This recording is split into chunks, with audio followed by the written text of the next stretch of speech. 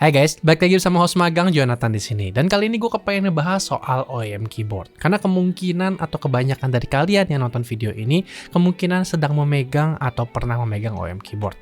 Dan bisa dibilang OEM keyboard itu kalau datang, apalagi mungkin dengan budget tertentu, bisa dibilang tampilannya kurang gitu asik ya untuk dipamerin di setup kalian. Dan kali ini gue kepengen ngebahas bagaimana cara bikin OEM setup kalian terlihat cakep dan juga suaranya jauh lebih enak.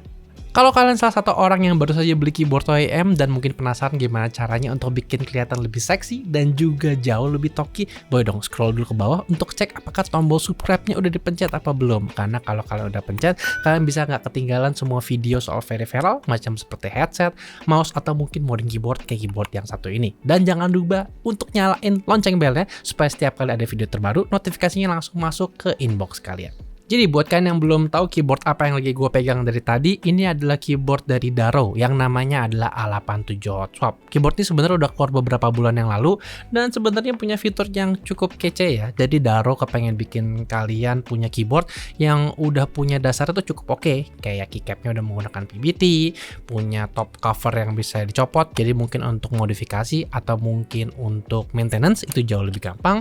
Dan juga punya beragam kayak pilihan switch, abis itu kapabilitas wireless yang udah lengkap 2,4 GHz sama Bluetooth juga. Tapi kalau misalkan kalian lihat dari b-rollnya, tampilan Daro ini nih out of the box bisa dibilang cukup plain ya. Jadi kayak blank canvas gitu, putih gitu. Tapi nggak terlalu banyak yang bisa dibilang bikin pamer setup kalian jauh lebih cakep, kecuali mungkin pas nyalain RGB-nya. Karena tentu saja keyboard ini sudah datang dengan RGB. Tapi gue kepengen bikin keyboard ini terlihat lebih enak dan juga dalam prosesnya gue kepengen bikin keyboard ini jauh lebih talky. Karena zaman sekarang kayaknya nggak ngetren kalau bikin keyboard kalian suaranya nggak talky.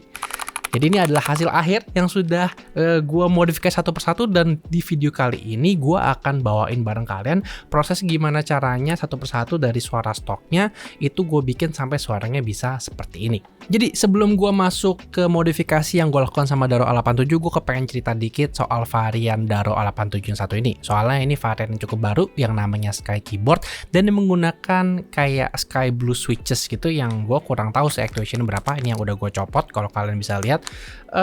Gue sih nggak ngecek ya ini kurang lebih kayak berapa gram, karena gue juga sempet cari di internet nggak ada detail yang cukup jelas. Tapi gue perhatiin ini feel-nya hampir mirip dengan red, cuman punya warna yang cukup kece.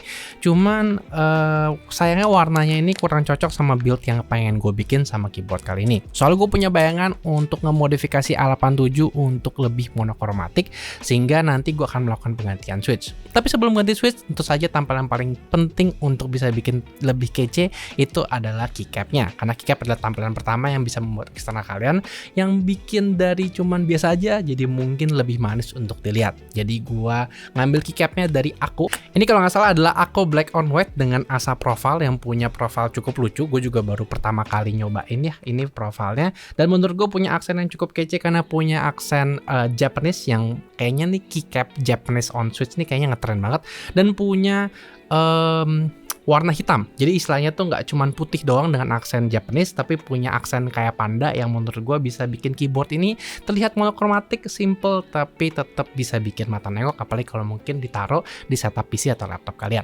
Nah, yang ingin gue gambarkan di video kali ini adalah proses perubahan keyboardnya. Jadi sebelum gue ganti keycapnya dan memberikan typing test ke kalian semua, gue kepengen nunjukin kalian kalau stock out of the box typing test itu suara seperti apa. Dan berikut adalah typing test keyboard Daro A87 Hot Swap kalau keluar stock out of the box.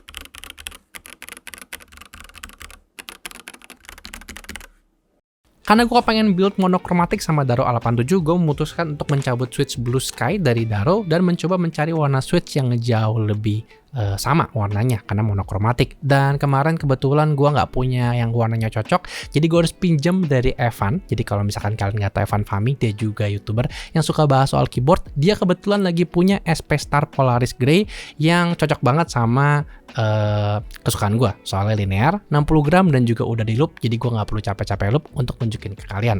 Jadi habis gue cabut semua switchnya, gue ganti dengan Polaris Grey. Dan berikut adalah suaranya kalau misalkan kalian sudah ganti dengan keycap menggunakan aku dan juga dengan SP Star Polaris Grey.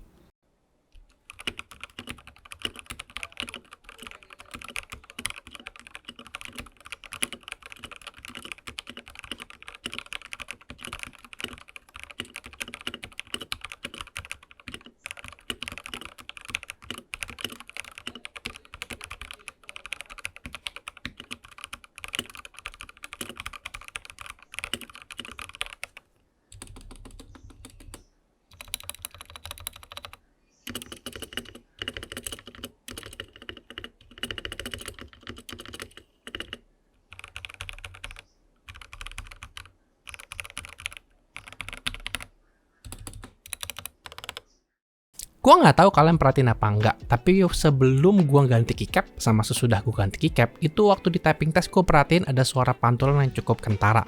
Dan itu sering banget ditemukan kalau kalian beli keyboard dari brand manapun, karena biasanya itu jarak antara PCB sama case itu ada sedikit jarak, sehingga terjadi pantulan yang biasanya di komunitas disebut dengan hollow. Dan waktu gua bongkar, Daro sendiri sebenarnya sudah mencoba mengatasi masalah tersebut dengan memberikan case foam. Tapi seperti yang kalian bisa lihat, case foamnya itu nggak terlalu padat, dan ini penting banget kalau kalian kepengen mengurangin suara pantulan tersebut secara signifikan. Kalian perlu materi yang jauh lebih padat dan bisa ditaruh di antara PCB sama casing sehingga bisa mengurangin gema atau bisa dibilang hollow tersebut. Jadi gue pergi ke Tokopedia dan nyari toko yang bisa membuat custom made foam menggunakan biasanya tuh foam yang suka dipakai sama orang. Foam ini bahannya jauh lebih tebal. Gue bikin ini dari Masprim. Gue sempet bongkar A87 internalnya dan coba fotoin ke dia. Tapi kalian perlu perhatiin untuk jangan lupa ngasih tahu titik-titik yang mana harus dibolongin, karena waktu kemarin gue order sama Masprim, dia lupa ngebolongin 3 mounting yang ada di tengah. Jadi gue harus sedikit modding foam yang gue pakai sebagai bottom foam supaya bisa masuk ke bawah. Dan gue juga cobain karena gue nggak tahu apakah bisa masuk betapa tebal. Jadi yang gue pegang sekarang adalah 3 mili, yang tapi akhirnya gue gunakan di keyboardnya adalah 2 mili, dan itu pun kayak agak terlalu tebal karena ternyata ada lekukan dari casing foamnya itu yang bikin foamnya itu agak sedikit susah masuk. Apalagi kalau kalian tahu keyboard A87 ini wireless, jadi juga ada switchnya di pojok kiri atas, dan itu cukup penting. Dan selain itu, karena ini keyboard wireless, ada juga kabel ke baterai, kabel untuk juga ke USB-C yang menggunakan daughterboard. Jadi kalian harus melakukan sedikit modifikasi ke potongan-potongan foam ini sehingga bisa masuk dengan tepat.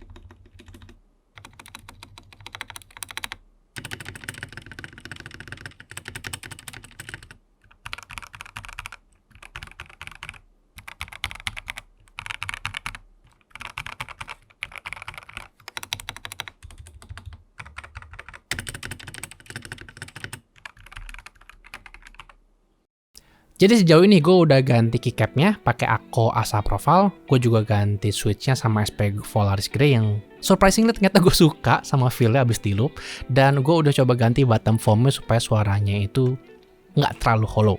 Dan sejauh ini menurut gue suaranya cukup oke.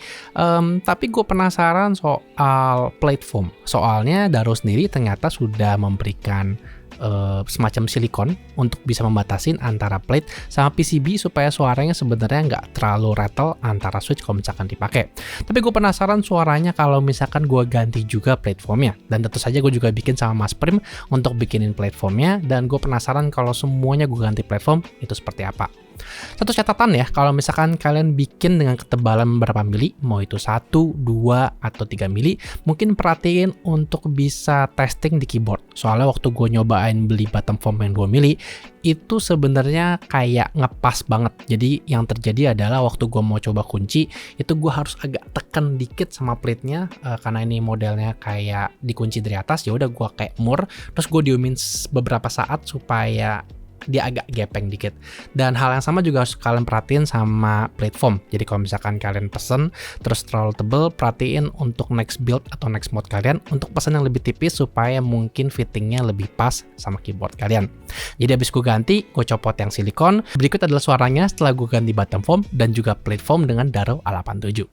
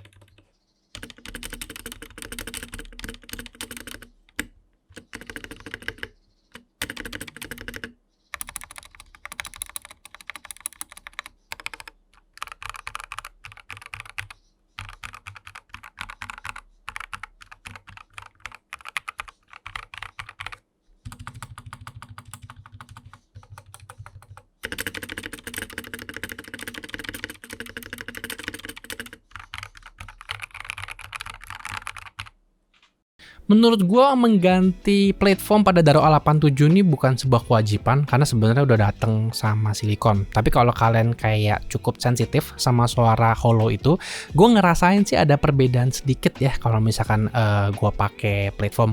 Karena bahan silikon itu kan jauh lebih padat dibanding dengan platform. Sehingga kalau misalkan kita ngomongin soal flexibility itu agak sedikit lebih fleksi lah. Tapi balik lagi sih ini top mount, jadi jangan berharap terlalu banyak soal fleksibilitas kecuali memang kalian copot murnya. Dan baik lagi, kalau misalkan kalian bilang kenapa nggak dicopot aja murnya, baik lagi tadi gue bilang foamnya itu gue pesen tuh ternyata terlalu tebel, jadi gue perlu kunci pakai top mount itu supaya screw-nya in place biar gak naik-naik. Soalnya kalian bisa cek barusan di B-roll, yang terjadi adalah kalau gue nggak screw dia nggak mau nutup dan gue rasa berantakan lah keyboardnya kalau misalkan seperti itu. Setelah nyobain modding A87 yang satu ini ternyata nggak cukup sulit ya untuk bisa ngebuat keyboard OEM macam kayak Daro untuk bikin suaranya itu jauh lebih enak untuk didengar.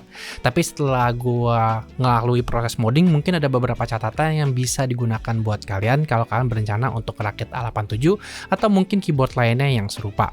Pertama, itu sebenarnya kalian nggak perlu untuk ganti switch karena sebenarnya switch kayak ini rasanya udah cukup oke. Jadi kalian sebenarnya bisa bongkar untuk loop switchnya kalau kalian nggak peduli soal warnanya, karena kalau ditutup keycaps nggak kelihatan juga kan, cuman memang gua aja yang kepengen warnanya lebih monokromatik. Kedua, menurut gua kalau kalian berencana untuk membeli Daro A87 Hot Swap, gua sangat sarankan untuk ganti stepsnya, karena stepsnya itu walaupun di loop punya gua tuh rasanya mungkin kurang mantap ya gitu, gacanya gue dapet yang jelek gitu. Jadi udah gitu kalau gue pakein sama yang Ako Asa ini kayaknya tuh ada problem sama spasinya, jadi kadang-kadang suka nyangkut. Jadi gue sangat sarankan untuk ganti, dan suaranya itu tidak bisa terselamatkan walaupun sudah gue tambahin foam mau di bottom sama di plate. Jadi antara kalian bisa tuning ulang kalau memang kalian belum ada budget untuk beli step, atau altogether langsung beli aja step yang jauh lebih bagus, karena menurut gue dengan ini step diganti, suara space-nya akan jauh lebih enak. Dan terakhir menurut gue ada satu potensi yang bisa dimaksimalin dalam modding ini adalah plate-nya, karena cover atasnya itu magnetic, dan menurut gue ini bisa jadi sumber inspirasi buat kalian bisa modding, mau itu di spray paint, mau itu di stiker decal. Dan sayangnya karena ini unit review, gue kan nggak berani ngotak-ngatik, bahkan switchnya sendiri aja gue nggak berani untuk loop. Tapi kalau buat kalian yang mungkin kepengen jauh lebih kreatif sama mod ini bisa jadi potensi untuk bikin mod kalian jauh lebih keren lagi. Jadi begitu adalah prosesnya gue nge-modding A87 Hot Swap yang satu ini, dari tampilan yang biasa aja menjadi tampilan yang kece banget. Kalau misalkan gue pairing sama mouse Nova V2 sama dashpad yang gue punya, warna monokromatiknya tuh cantik sekali. Dan mungkin kalian bisa share kira-kira modding keyboard yang akhir-akhir ini kalian lagi lakukan itu seperti apa, prosesnya bagaimana, apakah kalian punya kesulitan atau mungkin punya proses-proses kreatif yang bisa menghemat budget. Boleh dong share semuanya di kolom komentar, dan mungkin kalian juga bisa kira-kira kasih pendapat apakah kalian kepengen proses-proses video seperti ini untuk keyboard yang baru kayak 87, atau mungkin kepengen kita membahas lebih dalam soal modifikasi, mungkin kayak looping yang pernah dilakukan Luis sebelumnya. Mungkin juga kita bisa ngomong soal step tuning. Boleh dong share semuanya di kolom komentar.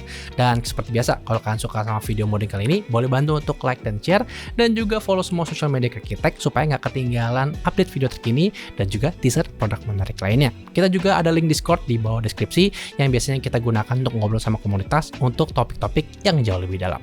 Seperti biasa, nama gue Jonathan, keep modding, dan sampai jumpa di video selanjutnya.